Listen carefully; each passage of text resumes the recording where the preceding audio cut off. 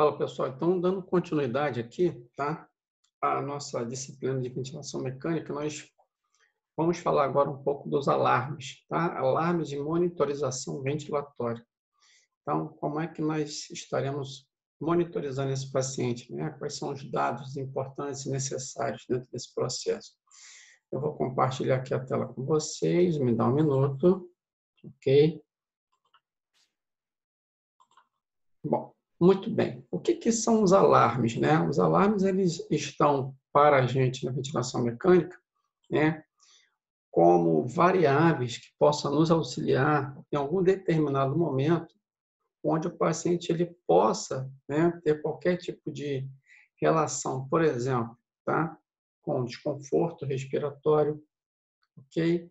Então, se eu tenho um desconforto relacionado à pressão, né, ao qual esse paciente ele está tendo nas relações, né, do que os parâmetros são apresentados, né, os parâmetros de pressão que são ofertados a esse paciente.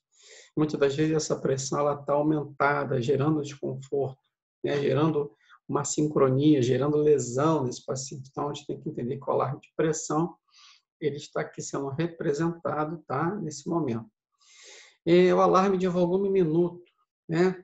Então, o que é volume minuto, tá? Eu vou calcular a frequência respiratória, tá? Vezes o volume corrente em litros, tá? Por minuto. Então, eu vou converter, tá? Todo aquele processo relacionado ao volume corrente vezes a frequência respiratória e vou converter para litros por minuto. Então, o volume do paciente, por exemplo, pode estar aqui setado entre 4,0, tá, litros por minuto até 15,0 litros por minuto. Então, tudo isso aqui é a relação que é o volume corrente que esse paciente faz vezes a frequência respiratória, ok? Então, se eu for pensar na frequência respiratória da mesma forma, então eu não posso fazer uma frequência respiratória menor do que 5 e não posso fazer uma frequência respiratória maior do que 30. Né? Então, a gente tem que entender que o alarme de frequência respiratória, quando o paciente estiver muito desconfortável, quando tem uma frequência respiratória muito alta, o alarme de frequência respiratória ele vai ser ativado. E o alarme, por exemplo, de PIP, né, da pressão expiratória positiva final. Então, ele está aqui setado como limite mínimo de 2 e limite máximo de 10. Lembra que a gente sinalizou lá, né? É a questão da PIP, dos alarmes que a gente começou a ajustar lá no nosso simulador. Então, eles estão representados aqui, tá? O alarme de tempo de apneia, muitas das vezes o paciente ele pode entrar em apneia, tá? Ventilatória, por algum tipo de lesão neurológica, às vezes, que possa estar acontecendo entre a apneia e o nosso grupo respiratório, né? Lá em cima, tanto o grupo respiratório dorsal quanto o ventral, eles não ativam, né? A condução do estímulo nervoso para o nervoso, o paciente ele faz uma apneia, ele deixa de ventilar. Então, o respirador ele vai detectar se esse paciente vai ventilar ou não. Aí ele está aqui um tempo de apneia de 20 segundos. Se o paciente ventila, deixa de ventilar por mais de 20 segundos, o respirador ele também vai acusar, ok? Bom, e aí dentro da questão de monitorização ventilatória, né, nós temos aqui toda a relação, né, que se faz com, por exemplo, a resistência de vias aéreas, a complacência pulmonar, né, espaço morto. A gente vai falar disso daqui a pouco, tá? Aí ele fala de tempo inspiratório, tempo expiratório, pressão de pico, que é a pressão controlada mais a PIP, tá? Ele fala de relações IEs. Toda essa monitorização ventilatória aqui, na grande maioria dos respiradores, você tem tudo isso, tá?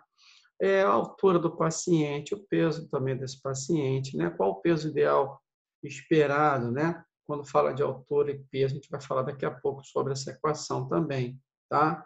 Então, tudo isso tem uma relação bem direta na monitorização que você vai estar fazendo isso diariamente com o teu paciente, ok? Bom, a monitorização de suporte ventilatório, o que é mais recomendado, né, se fazer? De rotina, né? Rotineiramente, todo paciente de ventilação mecânica, que geralmente a gente faz. A gente calcula o volume corrente inspirado, tá? Pressão de pico, né, ou pressão expiratória máxima que o paciente está fazendo no respirador. Falando disso, a gente pensa em pressão controlada mais PIP, tá? A pressão de platô, a pressão de pausa, onde tem lá o momento que o paciente ele atinge o volume corrente, ele faz um platô, né? Uma pressão de pausa na hora que ele atinge aquele volume corrente máximo, tá?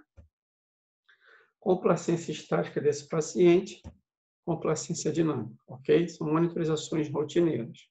Bom, e quando a gente fala da equação do peso predito para o cálculo de volume corrente, a gente tem que entender o seguinte: o nosso paciente, a gente, né, ventila de 6 a 8 ml, 6 a 8 ml de volume por quilo de peso, volume corrente. Então, se eu for pensar, eu tenho uma equação para os homens e eu tenho uma equação para as mulheres, onde aqui eu vou estabelecer o meu volume corrente de 6 a 8 ml por quilo de peso, né?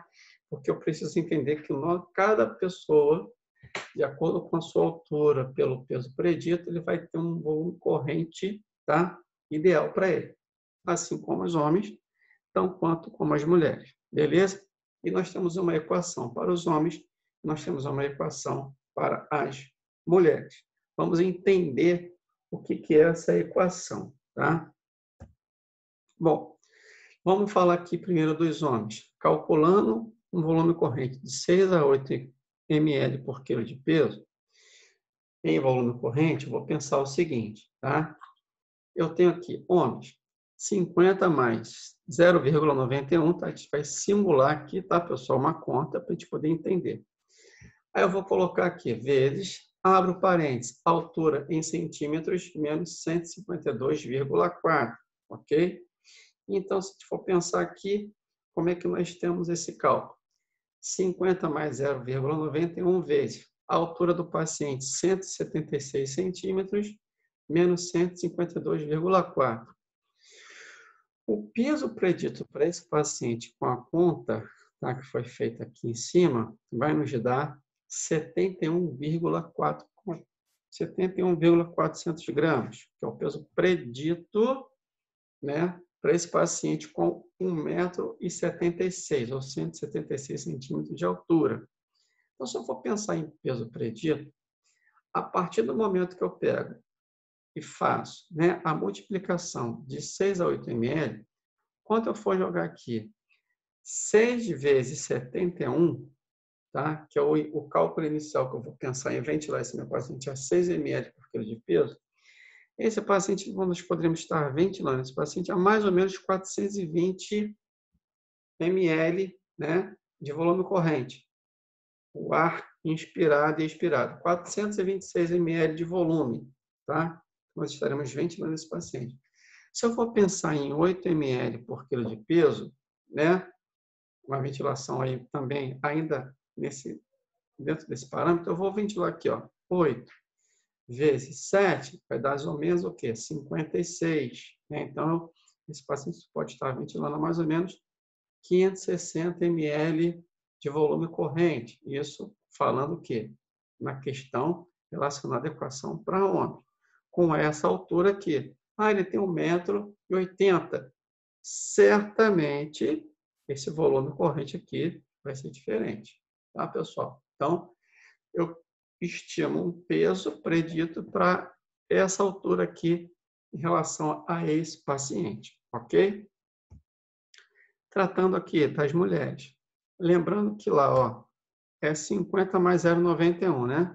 Nos homens, nas mulheres, é 45,5 mais 0,91, ok? Vezes, abre o parênteses, altura menos 152,4. Calculando 45 mais 0,91, vamos dizer que a senhora lá tem 1,66 m ou 166 centímetros. Então, 45 mais 0,91 vezes 166 menos 152, nesse cálculo, nós tivemos aqui um peso predito estimado de 57,8 kg. Tá? Muito bem. Se eu for pensar em 6 a 8 ml por quilo de peso, se eu pensar aqui, 6 vezes 57, 6 vezes 50, mais ou menos uns 300, 320, 346, né, para ser mais exato, 346 ml de volume corrente é o que essa mulher com 1,66 m pode estar ventilando.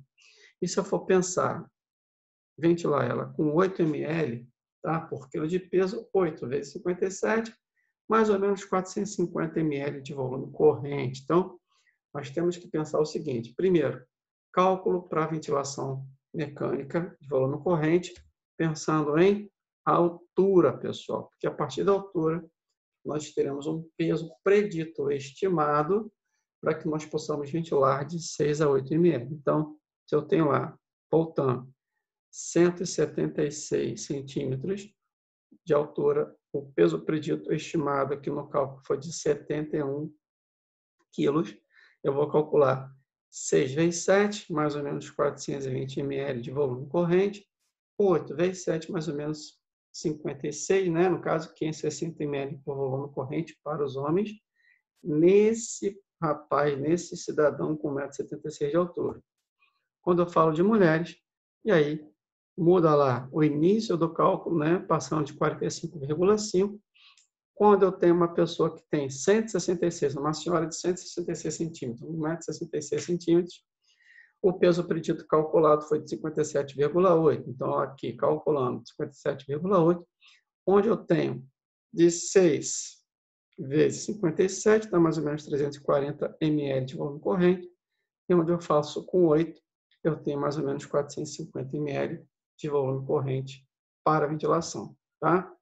Calculando aqui a PO2 ideal, o que é a PO2 ideal? É a pressão arterial de oxigênio no sangue, tá? Qual é o cálculo? Qual é a fórmula, né, desse paciente, tá? A gente coloca aqui 109, tá? Eu vou calcular a PO2 ideal na gasometria. Então, quando eu tenho uma gasometria, tá? Na minha mão, eu preciso entender qual é a pressão arterial de oxigênio no sangue desse paciente de forma ideal. Então, eu tenho lá 109 menos, abre parênteses, 0,43 vezes a idade, ok? Aí eu coloquei aqui 109, 0,43, o indivíduo de 40 anos. Aí eu coloquei aqui a minha idade, né, para fazer um exemplo. Então, eu tenho 109 menos 0,43 vezes 40, ou seja, eu calculo aqui 0,43 vezes 40 e vou subtrair.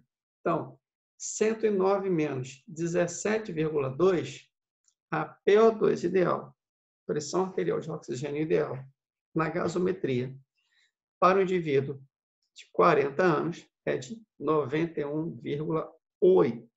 Ou seja, esse indivíduo, caso ele tenha 40 anos e a PO2 dele esteja abaixo de 91,8, é importante pensarmos na fração de oxigênio que você vai ofertar. Ou seja, eu preciso entender que ele pode estar apresentando uma hipoxemia e a fração de oxigênio que eu preciso ofertar a esse paciente, ela precisa ser um pouquinho maior do que está setado, ok?